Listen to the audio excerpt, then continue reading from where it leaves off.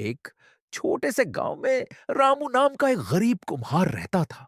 वह दिन रात मेहनत करके मिट्टी के सुंदर मटके बनाता, लेकिन फिर भी उसकी कमाई बहुत कम थी। हर शाम थका हुआ रामू उदास होकर अपने घर लौटता। एक दिन मटके बेचकर वापस आते समय रामू जंगल के रास्ते से गुजर रहा था। तभी अचानक झाड़ियों के पीछे उसे एक चमकती हुई चीज दिखाई दी। रामू धीरे धीरे आगे बढ़ा और उसने देखा एक पुराना लेकिन सुंदर मटका। जैसे ही उसने मटके को हाथ लगाया, वह सुनहरी रोशनी से चमकने लगा। रामू डर गया, लेकिन अगले ही पल मटका स्वादिष्ट खाने से भर गया।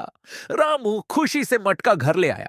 उसकी पत्नी और बेटा यह चमत्कार देखकर हैरान रह गए। उस दिन पूरे परिवार ने भरपेट खाना खाया।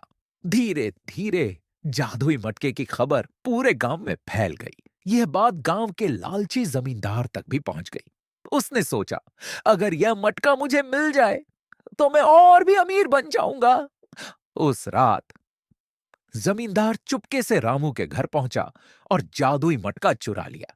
लेकिन जैसे ही उसने मटके से सोना मांगना चाहा, मटका बिल्कुल खाली रहा।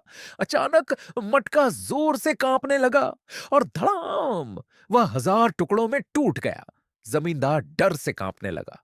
उधर रामू मुस्कुरा रहा था। उसे समझ आ गया था कि असली जादू किसी मटके में नहीं, बल्कि मेहनत और ईमानदारी में होता है।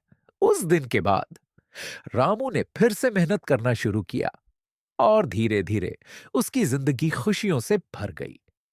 इस कहानी से हमें सीख मिलती है कि मेहनत और ईमानदारी से मिली सफलता ही सबसे बड़ा जादू होती है।